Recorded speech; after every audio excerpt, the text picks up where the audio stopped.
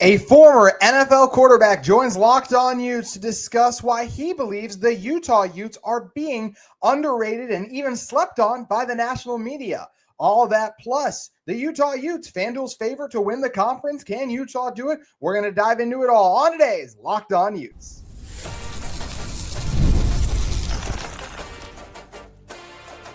You are Locked On Utes, your daily podcast on the Utah Utes. Part of the Locked On Podcast Network, your team every day.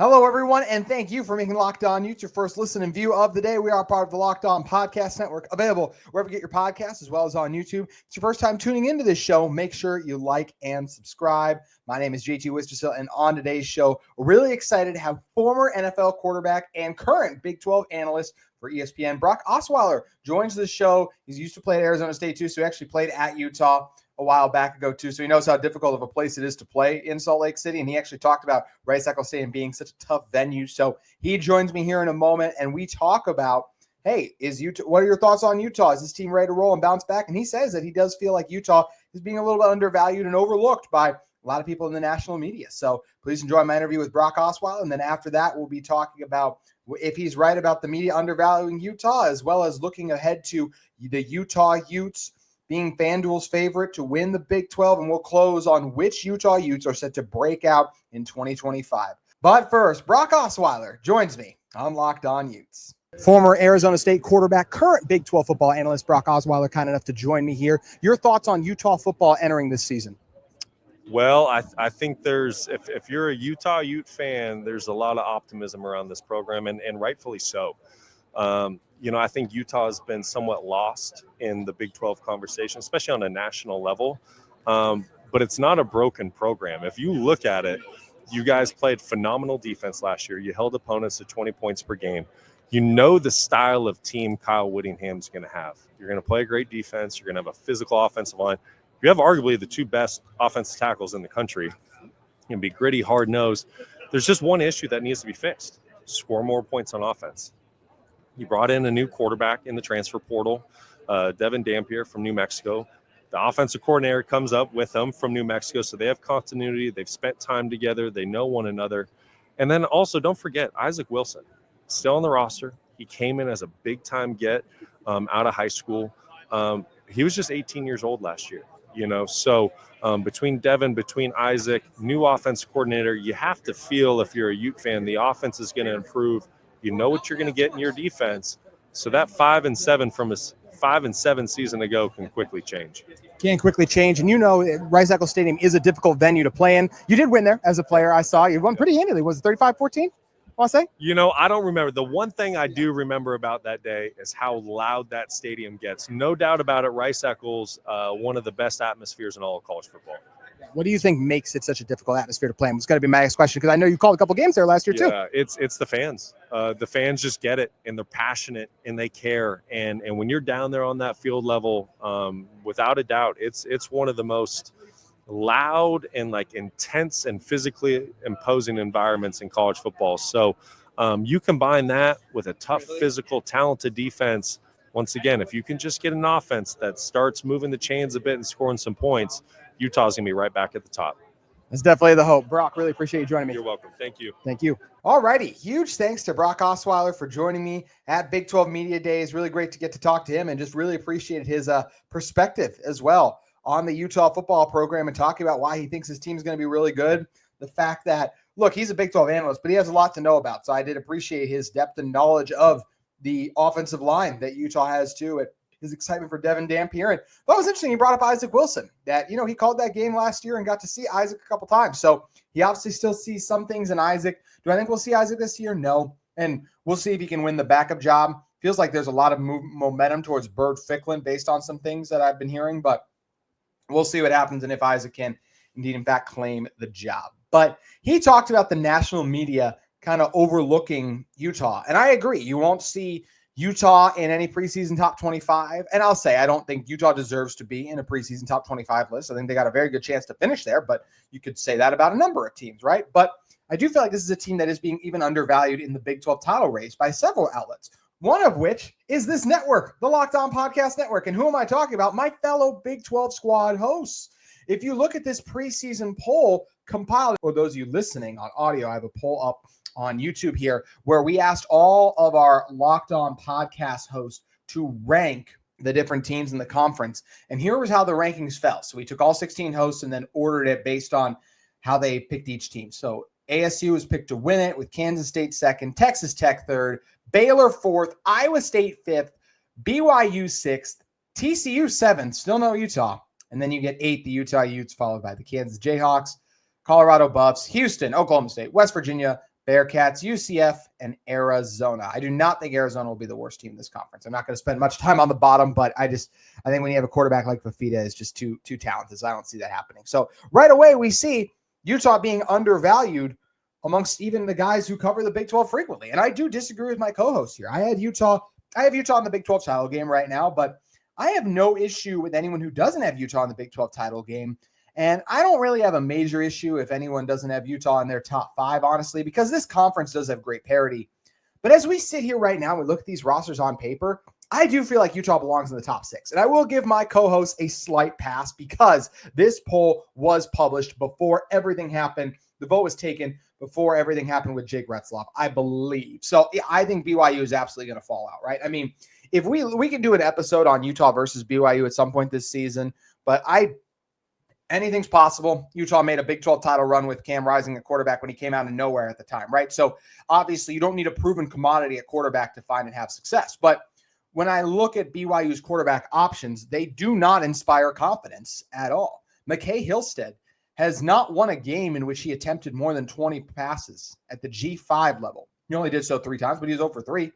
And then you get Brockmeyer, the Stanford commit, who then now is at BYU. He's just so young. Even Bourget, I mean, he has never thrown for over 750 yards in a college football season. And Hillstead, yes, played some as a true freshman, but his team did not do great. He was sacked 18 times. Part of that's his offensive line. Part of that's him. So BYU is one I look at right away. I like some of the weapons BYU has, but obviously still needs some of those other receivers to step up outside of Chase Roberts. Martin's nice at running back. We obviously like what Carson Ryan can do. I like to get all the interior offensive line back, but you get a new quarterback and an inexperienced P4 quarterback with 2 brand new offensive tackles.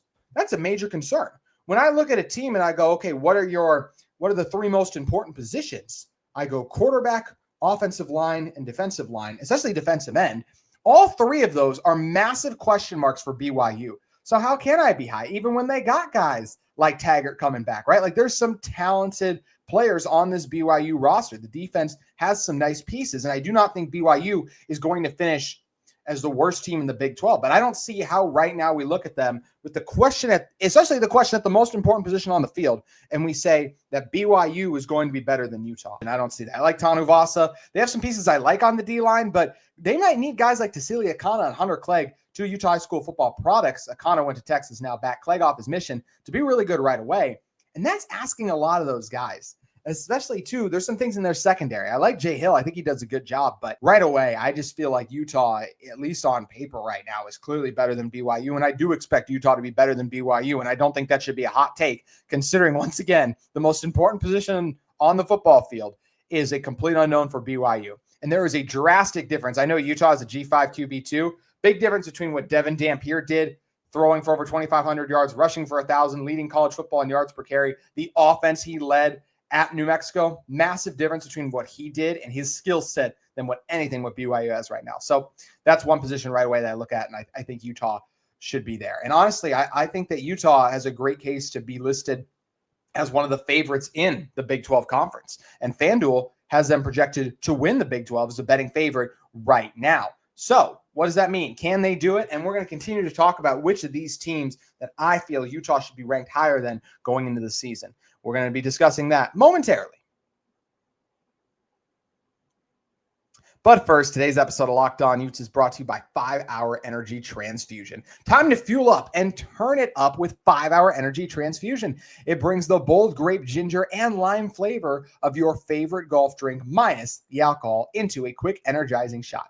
Whether you're sinking birdies or just making memories with friends, this one's a hole-in-one for your energy game. Let's be honest, some days on the course or off it, you just need that extra boost to stay sharp and energized. I don't know about you guys, but whenever I'm playing 18, after I get done with that first 9, I need an extra pick-me-up. I need something to help me get through the rest of the day, and that's not even mentioning after I'm done on the course, the other tasks and chores I have to do. That's where 5-Hour Energy comes in to give me that boost. Golf is all about good times with good people and good flavors, of course. The grape ginger lime flavor gives you the best parts of your clubhouse go-to without chasing the bev card. If you go to 5hourenergy.com today, that's the number 5 and then hourenergy.com. You can use my promo code Locked On Golf, all caps, no spaces, Locked On Golf, to receive 20% off your order. This offer is only valid until September 30th on one order and cannot be used with other promotions. The code is not good on subscription orders. Whether you're meeting with friends or trying to turn 18 holes into 36, get energizing boost you need to power through. Order transfusion flavored 5-Hour Energy shots today when you head over to 5hourenergy.com. All right, coming back here, we're talking about Utah being slept on by the national media. They definitely are entering this season. I do think there's just a lot of people last year, too, that look at it and go, well, Utah was 5-7, so how can they all of a sudden contend for the Big 12? Because there are so many teams and preseason rank and a lot of other things that teams have going for them. And that's absolutely true. But in a way, isn't that also ignoring what happened last season when Oklahoma State and Utah were the projected favorites in the Big 12? And then all of a sudden they fell out and ASU was picked to finish worst, rose to the top. So I do feel like there's a lot of people that need to give the Utah Utes more their shine. And I do feel like Utah is a contender in this conference. Absolutely. When you look at the talent that they have assembled, there's a lot of things there. Yes, it could not work. That's college football. But at least as we sit here today, it's hard for me to deny Utah's I just don't think you can deny Utah's status as a Big 12 title contender. FanDuel feels the same way as me, as FanDuel currently has Utah as the favorite to win the Big 12 at plus 550, at least the last time that I checked in on those odds. So FanDuel has Utah as the favorite here. And I think it makes total sense. It goes Utah, Kansas State, Arizona State, Baylor, Texas Tech, then TCU. No BYU, and we already just talked about why, in large part due to that quarterback situation too. So I do feel like Utah is absolutely deserving of this. We could talk about why Utah is better than some of the other. We'll go back to why some of these other Big 12 teams to me are not as strong as Utah. They should be ranked higher by my friends at the Locked On Podcast Network, who host the other Big 12 shows. We'll be doing our squad show again coming up on Thursday this week, so make sure you guys keep an eye out for that. But why is Utah picked by FanDuel? Why is Utah I will say, national media as a whole sleeping on Utah. You do find a couple people out there that do represent for Utah and say like, hey, I really like this team. I think they're going to do this. I think they're going to do that. So there are people out there, but I do feel like the national media as a whole, especially as so often they get enamored with the SEC and Big Ten, right? Those are overlooking Utah. But I do feel like a lot of people that are dialed in on college football daily, they are finding them, but there are certainly several outlets that are sleeping on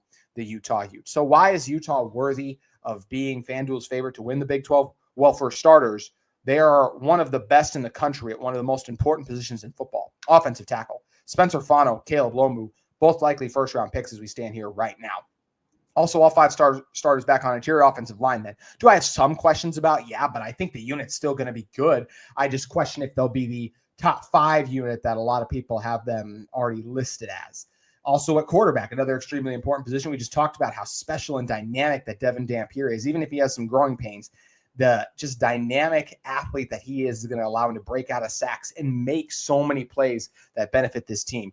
You got some solid running back options, especially being Wayshawn Parker, 700 yards. It's not a great pass-catching group, but I do believe it's a group of guys that can win enough one-on-one, including a Ryan Davis, who had 700 yards last year at New Mexico playing with Dampier. Then defensively, it's still a Kyle Whittingham, Morgan Scalley, Utah defense. The culture is there. Yes, do I have some questions about the defensive line and who's going to step up? Absolutely, but that's more in the pass rush department. I expect Utah to be really good against the run, especially with what I consider one of the best linebacking groups the Big 12 has to offer. A strong secondary that is 4 players I really like, and honestly, the 5th one, if it's Blake Cotton or whoever that other corner is going to be, I'm fired up about that too. Also think Utah will have one of, if not the best safety tandem in the Big 12 conference too. So, and we already mentioned what a good coach Kyle Whittingham still is, right? So that's where I do feel like the Big 12 is being undervalued by my other colleagues who are at the Locked On Podcast Network. Spencer McLaughlin, who does Locked On College Football, is Utah a little bit higher in his rankings. He has Texas Tech 1, ASU 2, Kansas State 3, Iowa State 4, Baylor 5, Utah 6. I like that a lot more. I feel like Utah at 6 is totally a fair and fine placement. I look at Utah like let's talk about Utah versus a TCU and a Kansas, for example, right? Well, when you're talking about TCU, yeah, I like what Hoover brings. He's a really talented quarterback, threw for 4,000 yards last year, right? But what else do we know about that TCU team? Well, they have a ton of new skill position players, and yes, the wide receivers should be good, but whenever there are new additions and transfers like that, there are going to be those questions there. How about also their defense? I mean, they got complete unknowns at D-line and linebacker too. They have a couple of solid pieces and players there, but there's a lot new there. And they didn't run the ball great last year either, so that's another concern if you're TCU. How about at Kansas, right? I mean, yes, I like Daniels. He's good, but he's not coming off a great year too. I think they'll have a solid running back transfer coming in, but new position there, an offensive line that has to incorporate some new pieces and get better, and a defense that's trying to overhaul and be much improved as well too. Especially they have no returning starters on their defense outside of D-line. So that's just a lot of pieces to me that Kansas has to have figured out versus a Utah. At least they have several key contributors, and guys like Vaimahi have been around forever. Fano being a returning starter too, I do think is a big thing for this Utah team when you look at them and what they're trying to do coming up for this season as well too. So yeah, Spencer McLaughlin has them there. And as we said, this is where in the Big 12 co-hosts had these teams ahead, right? Like if your top five is anyone from Iowa State, Baylor, Tech, Kansas State, Arizona State, I can't poke holes in that and be like Utah deserves to be better than those teams. But I do think it's pretty easy to figure out a world where Utah absolutely is better than a lot of those teams, right? Like let's go back down the list if we're looking over these teams and who I think Utah can definitely be better than. Like if we're starting with ASU, number one, ASU actually has my favorite roster in the Big 12 top to bottom. I think it is the most talented mixed with continuity. I go back and forth on when I say that because I know the talent that Tech has brought in, and Tech on paper, maybe you could say has more talent, but when you look at that talent playing together in a collection and the chemistry and gelling and all of that, that's where I lean for this Utah. That's where I lean for ASU over Texas Tech. But for ASU, yes, you love the running back. A good running back transfer they brought in, but Scadaboo was the heart of that team. So that's a big loss trying to replace him, right? And also that pass defense and the pass rush is not great. Once last year without a great defense and great pass rush. Can you do it again? It's a major question. Just talked about with Tex. I mean, they are bringing in a ton of transfers. So how quickly can it gel? The offensive line had some injuries in spring ball too, so they didn't get to play together and grow all their chemistry either. So that group is also a work in progress in my eyes, right? Then you look at what else did Tech lose? They lost Tajay Brooks, and their next running back who they brought in from USC, the transfer, he didn't even have 500 yards last year, right? Morton also has dealt with some injuries, and we know what can happen with injury-prone quarterbacks. You got a new offensive coordinator in Leftwich, who Utah was originally looking at too, so they're going to try and get on the same page too, right? And yes, this team's got some talented linebackers, tons of talented pass catchers and playmakers, but there's a lot new that has to come together, and sometimes that doesn't always gel. Kansas State doesn't have a ton of new. You get Avery Johnson back, but even he had a QBR outside the top 45 in college football last season, so he's got to get better. You lose DJ Giddens at running back, who is a huge part of their success, and Edwards is good, but it's still a large loss. They have one receiver I like, but more returners there are going to need to step up too, right? And they only have one returning starter in the secondary. I have some questions about their pass rush as well too. I think Kansas State's going to be very good, but they're another team. They have some questions with some weapons and some defensive pieces stepping up and giving them the benefit of the doubt because of the culture they have, but there are questions there. You get to Baylor. You got to love what Baylor did on offense, right? I mean, they won their final 6 games and get 8 starters back on an offense that scored 34 points per game. But Utah also has had their number in the past. I like Sawyer Robertson. I think he's really good, right? But this is a team that their offensive line did struggle against Utah at times last year. And yes, it got better as the year went on, but are they going to be able to hit the ground running this year and keep it rolling? That remains to be seen, right? The defense was also just really bad with Baylor last year. I mean, it's a group that brought in a lot of transfers, and they have to make it work quickly. They also have 11 P4 games, just tied for the most in the country. So that's going to be an incredible task for this Baylor team to have to try and get through that gauntlet of a schedule. Those non-conference games, one of which against SMU, the other Auburn. So not cakewalks versus like what some of the SEC teams might be trying to do. And I should give Auburn some respect because I've said the SEC, but they are at least trying to play. They're playing that Baylor team, which will be a tough game. And the only team we haven't touched on yet is Iowa State. I'm very concerned, if I was a Cyclones fan, about a Super Bowl hangover akin to what we saw from the Atlanta Falcons a couple years ago, right? Where they get to the title game and then it just goes bad. And the next year they fall off. I think Matt Campbell's a good coach. I obviously like Rocco Becht. They got some nice running backs in there, a good solid tight end too, but you lose your 1 and 2 receiver. both of whom were top 5 receivers in the Big 12 just in general last year. Offensive line wasn't great at running the ball too, so is that group going to improve? Also, Iowa State has been dreadful when it comes to rushing the passer the last couple seasons. Is that going to improve this year too? And they've had a group on defense that's been banged up a lot over the last few years, so can that group finally stay healthy? That'll be a major question. And it's not like Utah's without their questions, right? Devin Dampier has to prove that he can make the G5 to P4 jump. The interior offensive line has to be better in my eyes. The pass catching group has got to show a lot more, and you need to be able to get home with your pass. Speaking of pass catchers doing their job, how about the pass rush? You need to be able to get home with 4, something Utah just was not able to do at a consistent enough level at times, even last year, I'd say. And they did pretty good last year, but there's just questions this year about can they do that because there are so many new pieces. So that's just a massive thing that this Utah team has to figure out. But Utah, with what they have coming back, the championship culture in place, the strength in the trenches, particularly along the offensive line, and some really we know we're going to get in this Utah defense. And there's a lot of reason to believe Devin Dampier is going to be really dang good. I do believe Utah is deserving of being FanDuel's favorite to win the Big 12, and I'm really excited to see if this team is capable of doing it this year. If Utah wants to win the Big 12, prove everyone wrong, whether it's Spencer McLaughlin, the Locked On College Football Big 12 experts that all throughout their preseason rankings. If Utah wants to prove everyone wrong who says they can't do it, they're going to need some breakout players to step up. So who are going to be those breakout players to step up? I'm going to tell you in one moment. All righty, fall camp gets underway today. At the time you're listening, Utah will be beginning their fall camp on Wednesday. At least I believe, as far as I could find online. It was not easy to find. I will say there wasn't a ton out there. One of the beat reporters tweeted something out about it. I think it was Markham, but I could be blanking on that. So let's talk about which Utah players I feel like are going to break out. I got my top 10 players that I believe are going to break out for the Utah Utes this season. And my number 1 breakout candidate is Rabbit Evans. We got a sample of him last year, the 6'1" safety from Jacksonville, Florida. Played in 11 games with 5 starts, totaling 34 tackles, 2 tackles for loss on the season, along with 1 QB hurry and a pass breakup, made 4 third down stops too. Also, how about that 12 tackle game he had against Iowa State? He's got the range to be a strong safety in coverage, and especially, and he will be just a strong safety. I was meaning stout safety, but I said strong safety. But he's also got the physicality to play in the box that have helped make guys like Cole Bishop so phenomenal when they were with Utah. So really excited for what Rabbit's going to bring to this team. I think he's going to make several of the biggest plays, and I already talked about how good that safety tandem is going to be. We know about Rabbit Evans, especially those of you that watch this show, but the national media doesn't, and a lot of people in the Big 12 don't. By the end of the season, I think they're going to change that. And obviously they do know about Teo Johnson, but they need to learn about Rabbit Evans too, and I think they will. Tobias Merriweather is the next one. 6'5", junior receiver, 195 pounds, has battled injuries and inconsistencies throughout his college career, but when he's been healthy at times, and just there's been the flashes of him putting it all together. Mentioned that massive frame and catch radius. He's got good speed. He's a really talented individual. If he can stay healthy, as we said, and put all the pieces together with the playbook, hit the ground running, if Jason Beck can find the best way to use him, I do believe this is Utah's wide receiver 1, and I think this is Utah's leader in receiving yards for his ability to run a bevy of routes, his big body catch radius, his big catch radius, not big body. He's 195, but a big catch radius too.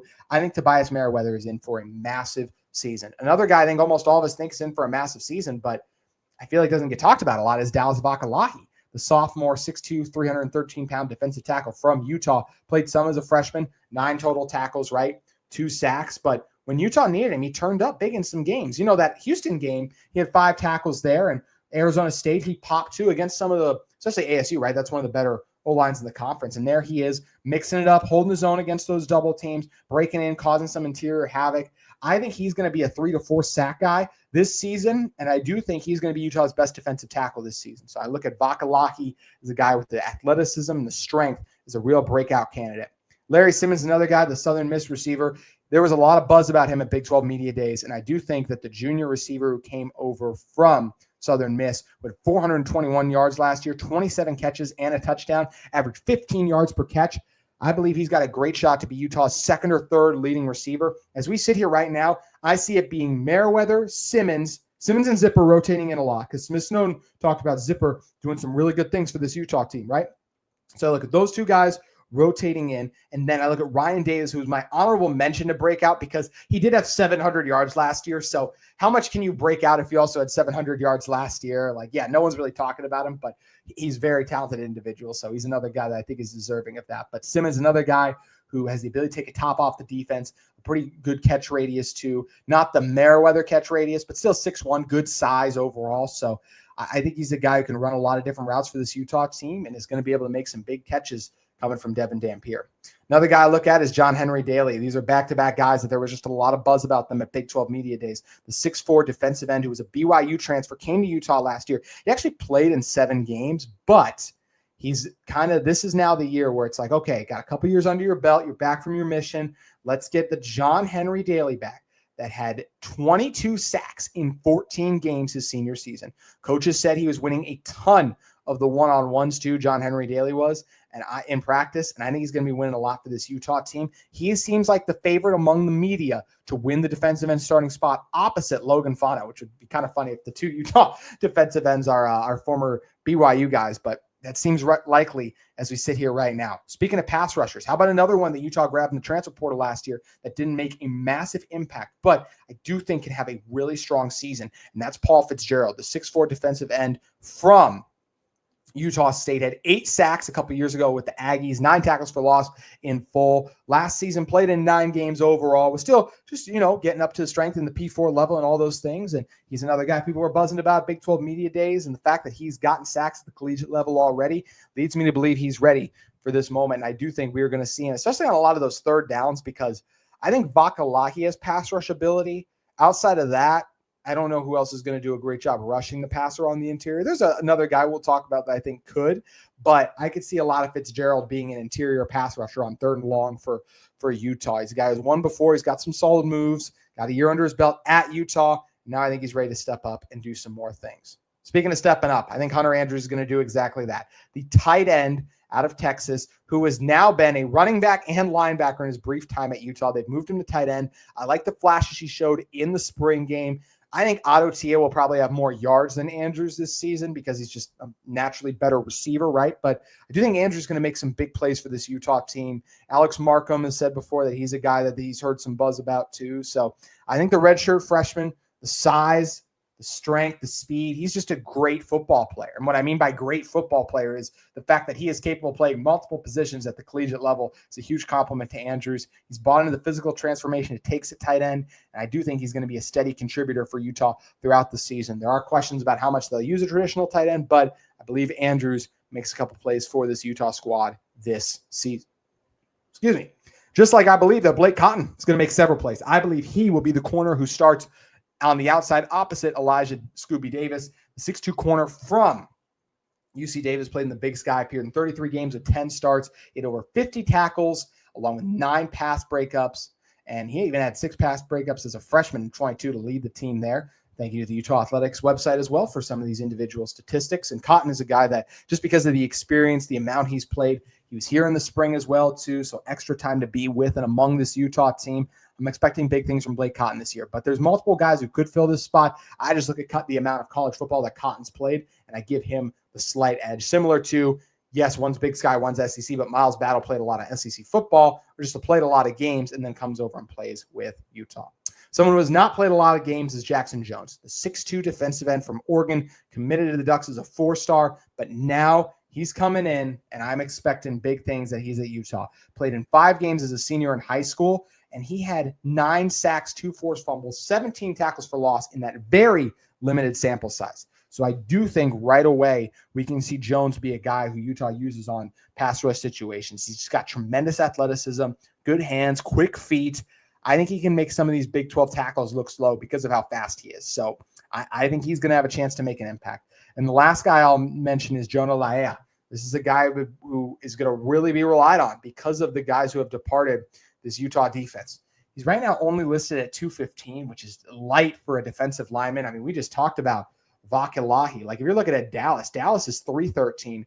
Laea is 215. So hopefully put on some more weight there, but he was a nice get for Utah. Was a number 10th recruit in the state of Nevada the year he committed to Utah, a 3-star recruit too. Played in 6 games last year. He's been waiting for a couple of years now. This Utah defensive line has had a chance to help him grow and improve his game. And the 6'4", 250-pound defensive tackle, I do believe, will be the first one to rotate in for Utah. And I do think will be a steady and solid contributor.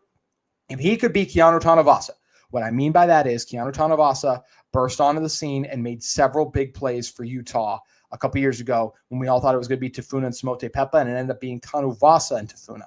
I think that'd be big if Laia could be that guy, and I do think he will end up being a solid contributor for this Utah team.